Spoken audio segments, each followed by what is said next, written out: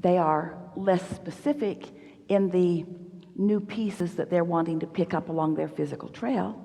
A lot of their intentionality was in place when they came.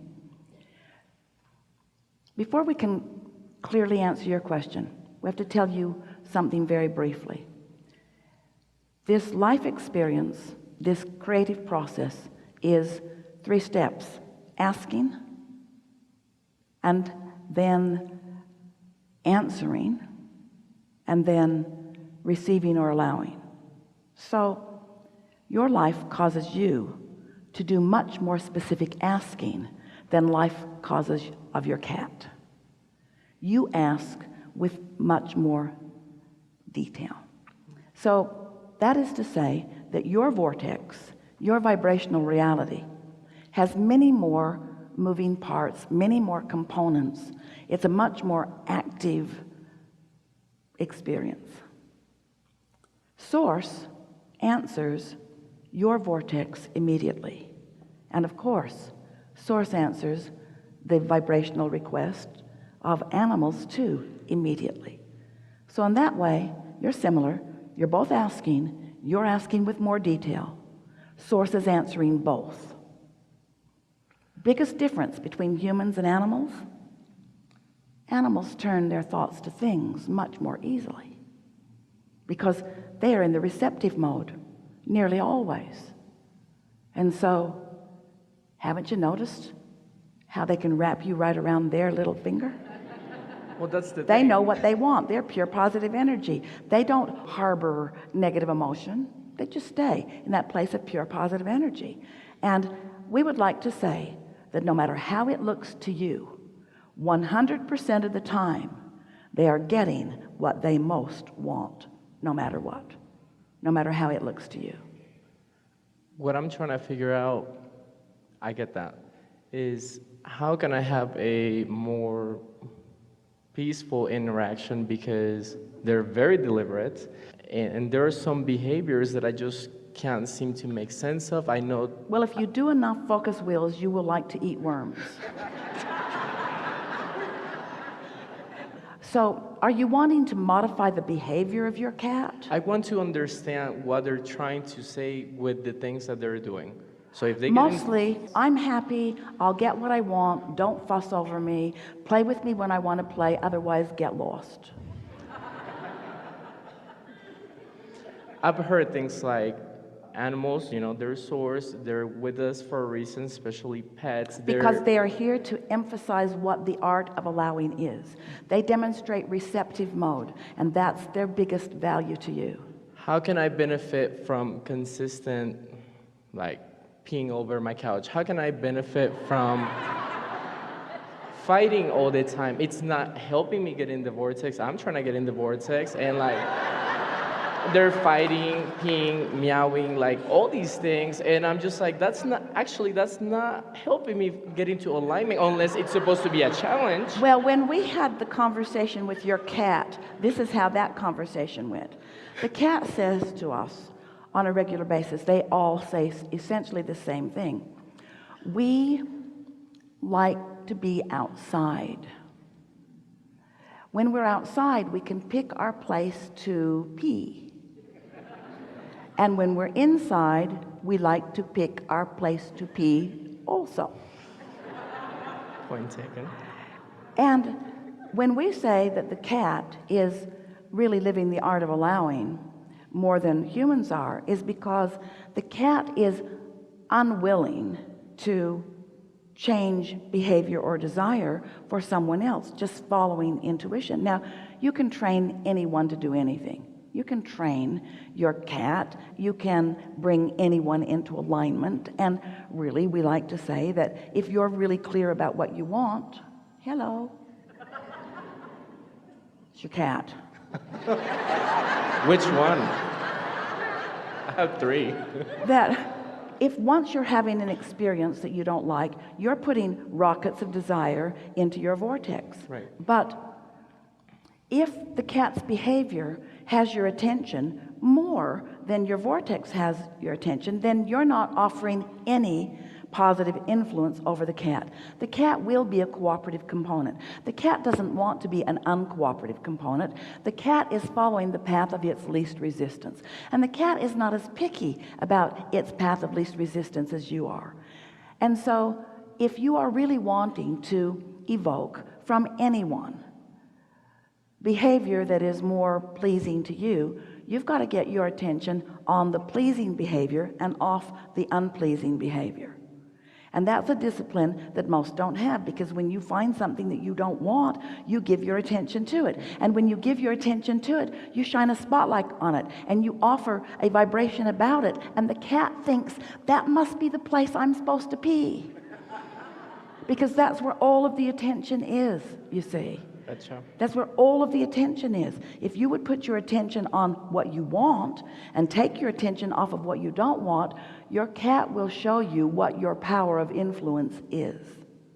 But you see, most people, whether they're dealing with other humans or whether they're dealing with pets, most really believe that their well-being hinges upon their control of behavior that they don't like. So when you set out to control behavior that you don't like, where's your attention? Where's your vibration? What's your point of attraction? What becomes the point of attraction? And all cooperative components. Cats that have never been in your house will come and pee on the same spot. Ouch. And you all say, oh, they're just arguing over who gets to mark the territory. We say, no, they're not. They're coming to the pee point of attraction. Yeah, I mean, it's well defined at this point. Okay. Did you hear that? It's the focus thing. It's the. And so, I know it. I mean. So what we're talking about here is it's hard not to notice stuff, isn't it? It smells. But we mean it's hard not to notice anything that you don't want. This is just one example out of many things that happen that you don't like. It's hard not to notice things that you don't want. It's hard not to notice. Right. But as long as you're noticing, then you're keeping your active vibration alive. And even more, you are separating yourself vibrationally from what you really prefer by giving your attention to what is. Right. So here's something that will be fun for you. All right. When we talk about this vibrational reality, do you accept that it is a reality? Yes. Even though you can't see it or hear it or smell it or taste, well, we could leave the smell part out. Even though you can't see it or hear it, or so there is a vibrational reality. You accept that. Where my house smells good all the time. Yes. And my couch is dry. But you're talking about something other than the vibrational reality. You're talking about what is. You're talking about what has manifested. You're talking about old news.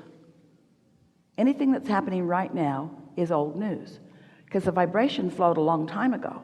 Right. And it took time for it to manifest into something that is tangible. But even when it's happening right now, in terms of what you're hearing or seeing or so forth, it's old news, because the new stuff is in this vibrational reality.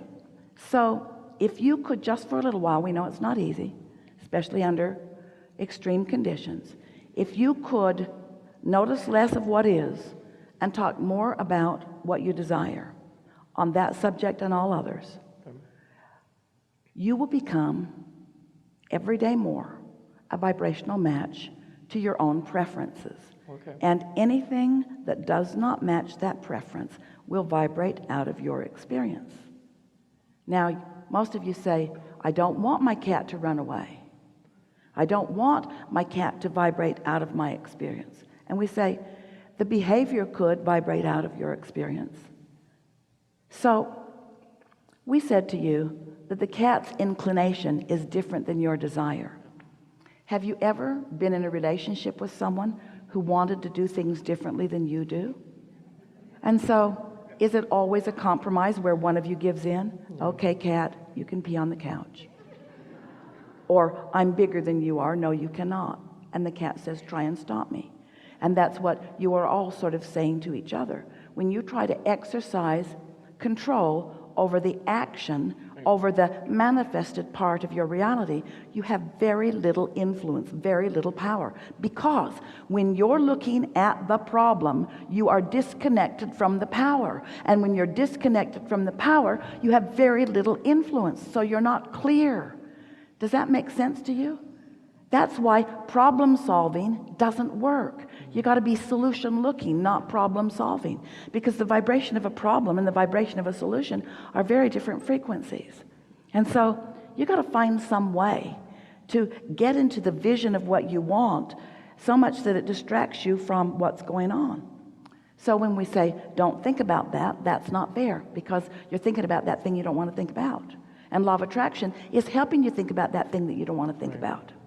So you have to think about something else. You have to get off the subject of that. I'll think about the other two that actually. Do you believe that you have put into your vortex what you want relative to this? Absolutely. Do you believe that you talk about what you want relative to this more?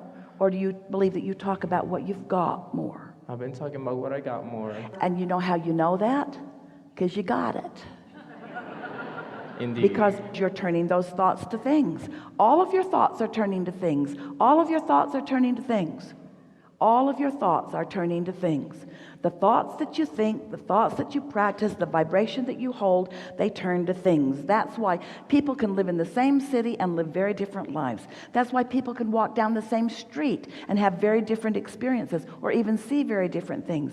Your point of attraction is uniquely your own, and you've got to foster it. There's no exclusion in this attraction-based universe.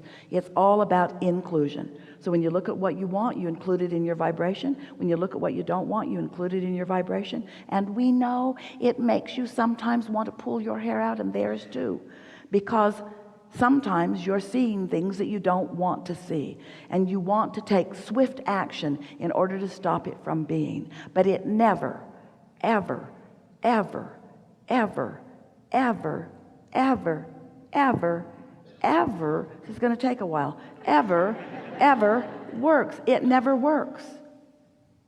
It never works. So would that be kind of like part of their mission, intention, or purpose in being with me, that because of all that, it's helping me have a clearer focus into what I Abraham, do is want? my cat my soulmate? And before we were born, did my cat promise me that he would pee on my couch? Is that what we did, really? And that would teach me to look at what I want, pretty much. Thank you.